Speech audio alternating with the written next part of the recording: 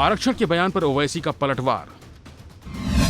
ओवैसी ने आरक्षण के मसले पर पीएम पर साधा निशाना। कहा, पीएम ने दलित और पिछड़ा वर्ग को दिया धोखा।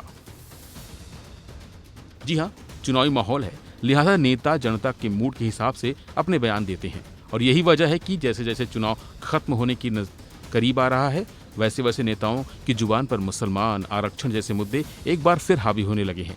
इसी कड़ी में प्रयागराज में आयोजित रैली में पीएम मोदी ने एक बार फिर आरक्षण का मुद्दा उठाया, जिसके जवाब में एआईएमआईएम प्रमुख असद उद्दीन ओवैसी ने प्रधानमंत्री नरेंद्र मोदी पर हमला बोला। ओवैसी ने कहा कि प्रधानमंत्री ने दलित और पिछड़ा वर्ग को सबसे बड़ा धोखा 10% आर्थिक आरक्षण देकर दिया है, क्योंकि 10% आरक्षण में न तो पिछड़ा वर्ग आ सकता है और न ही दलित आ सकता है और न ही आदिवासी। साथ ही ओवैसी ने कहा कि न किसी का आरक्षण छीना गया है और न किसी का आरक्षण छीनकर किसी को दिया जाएगा। में आ चुके हैं। कल प्रधानमंत्री प्रयागराज में थे, यहाँ जनसभा को संबोधित करते हुए उन्होंने कहा कि भाई आरक्षण वाली बात, उन्होंने कहा कि जो विपक्ष है वो आरक्षण मुसलमानों को देना चाहते हैं। एक बात सुनिए, प्रधानमंत्री ने जो सबसे बड़ा धोखा दिया है दलित को, पिछड़ा आवाम को, वो 10% इकोनॉमिक रिजर्वेशन देकर। अब 10% इकोनॉमिक रिजर्वेशन में ना पिछड़ा जा सकता है, ना दलित आ सकता है, ना आदिवासी। अब उनका पॉपुलेशन में हिस्सा क्या है? 20%। उनको अब 10% दे रहे हैं और जो 80% हैं आबादी का, उनको आपने लिमिट कर दिया 28% पे। तो ये खुद बता रहा है कि ये क्या राजनीति कर रहे हैं वो। ना किसी का रिजर्वेशन छीना गया, ना किसी को छीन कर दिया जाएगा।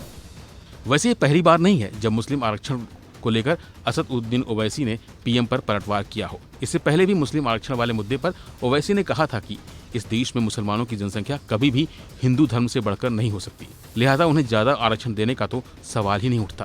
साथ ही ओवैसी ने बीजेपी द्वारा तुष्टीकरण का आरोप लगाए जाने पर उस पर पलटवार किया था, जब उन्होंने कहा था कि मैं देश के संविधान को मानता हूँ, जो कहता है कि देश में कोई धर्म नहीं है।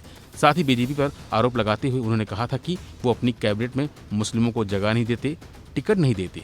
पीएम मुसलमानों को घुसपैठिया कहते हैं। हम किसी पार्टी की टीम नहीं है, बल्कि हम जनता की टीम है। और इस बार जब आरक्षण की बात सामने आई तो एक बार फिर ओवैसी ने क्लियर कर दिया कि न किसी का आरक्षण छीना गया है और न किसी का आरक्षण छीन कर किसी को दिया गया है।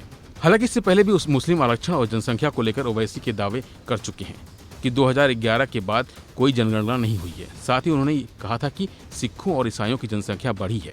2019 से 2021 के बीच मुस्लिम महिलाओं की कुल प्रजनन दर सबसे ज्यादा गिरी है। इस दौरान उन्होंने ये भी साफ कर दिया था कि प्रजनन दर हिंदू धर्म से ज्यादा गिरी है।